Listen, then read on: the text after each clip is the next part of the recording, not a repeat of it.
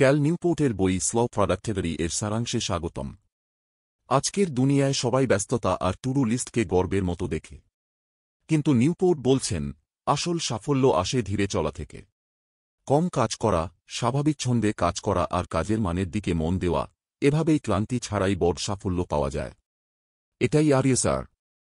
সাফল্য, জ্ঞান, সুখ বা উন্নতি, যেটাই খুঁজুন না কেন, এখানে পাবেন সব। কারণ প্রতিটি গল্প আপনার জীবন বদলে দিতে পারে। চলুন শুরু করি। আজ আমরা এমন এক সময় আছি যেখানে ব্যস্ত থাকাটাকেই কৃতিত্ব মনে করা হয়। মানুষ সারাদিন মিটিং করছে, রাত অবধি ইমেল লিখছে, ক্যালেন্ডার ভরছে এত যে নিজের জন্য সময় থাকছে না। কিন্তু ব্যস্ত মানেই উৎপাদনশীল নয়। অনেক সময় এটা মানে আমরা শুধু ক্লান্ত হচ্ছি আর কাজ করছি যেটার আসল কোনো দাম নেই। নিউপোর্ট তাঁর বইতে আমাদের আরেকটা পথ দেখান, শান্ত, বুদ্ধিদীপ্ত আর কার্যকর পথ। তিনি এটাকে বলেন স্লো প্রোডাক্টিভিটি। এটার তিনটা মূল শিক্ষা আছে। ১. কম কাজ করা। ২. নিজের স্বাভাবিক ছন্দে কাজ করা। ৩. আর কাজের মানকে গুরুত্ব দেওয়া। ১. কম কাজ করুন। আমরা অনেক সময় সবকিছুর জন্য হ্যাঁ বলে দিই, প্রজেক্ট, মিটিং বা ছোটখাটো কাজ।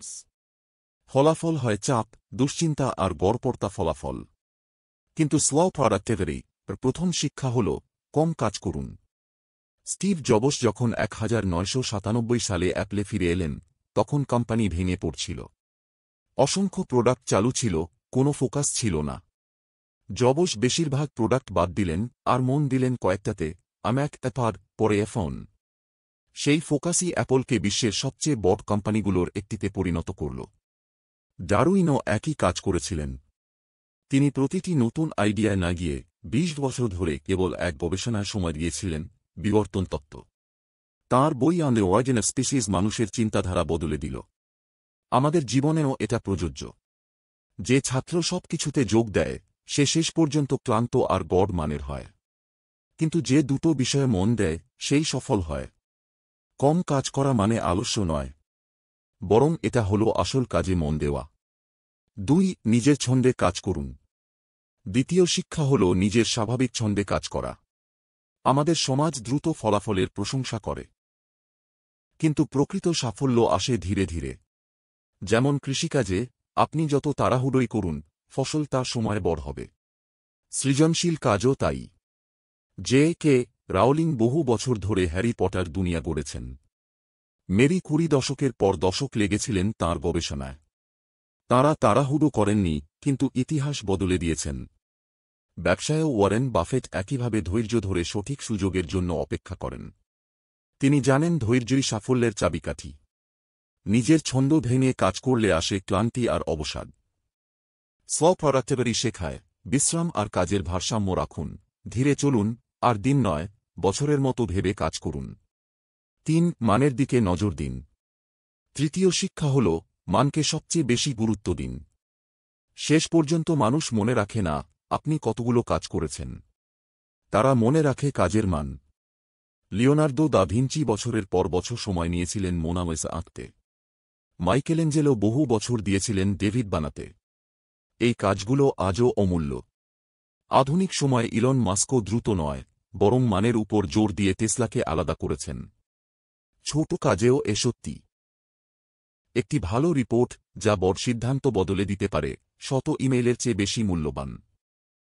স্লো প্রোডাক্টিভিটি বলছে বেশি কাজ করবেন না, ভালো কাজ করুন। একটা জীবন দর্শন। নিউপোর্টের ভাবনা শুধু কাজ নয়, পুরো জীবন নিয়েই। আপনি যখন ধীরে চলেন, শুধু ভালো কাজই করেন না, নিজের জন্য ভালো জীবন তৈরি করেন। বিশ্রাম, সম্পর্ক, চিন্তা আর সৃজনশীলতার জায়গা তৈরি হয়। আধুনিক দুনিয়া বলে সব সময় ব্যস্ত থাকো, কিন্তু ব্যস্ত জীবন মানে পূর্ণ জীবন নয়, বরং ধীরে চলা মানে দীর্ঘমেয়াদে বেশি অর্জন করা। কারণ তখন কাজ হয় স্থায়ী, অর্থবহ আর আনন্দদায়ক। ভাবুন এক কাঠমিস্ত্রির কথা।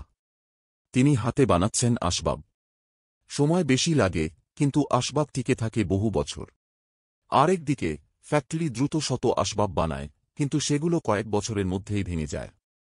এটাই তফাৎ দ্রুতগতির কাজ আর স্লো প্রোডাক্টিভিটির মধ্যে। এটাই স্লো প্রোডাক্টিভিটির মূল কথা। মনে রাখুন, কম কাজ করুন, স্বাভাবিক ছন্দে চলুন আর মানের দিকে নজর দিন। আসল উৎপাদনশীলতা মানে হল দৌড়ে কাজ গোনা নয়, বরং এমন কাজ তৈরি করা যা টিকে থাকে, আর এমন জীবন যাপন করা যা সত্যিই অর্থবহ। প্রতিদিন একটু একটু করে শেখাই হল আসল জ্ঞান। তাই প্রতিদিন একটা বই শুনুন আর একে বানান আপনার যাত্রার অংশ। গল্প শোনার জন্য ধন্যবাদ। যদি ভালো লেগে থাকে ভিডিওতে লাইক দিন, অন্যদের সাথে শেয়ার করুন আর চ্যানেলটি সাবস্ক্রাইব করুন আরও অডিওবুক স্টাইল সারাংশ আর চিরন্তন প্রজ্ঞার জন্য।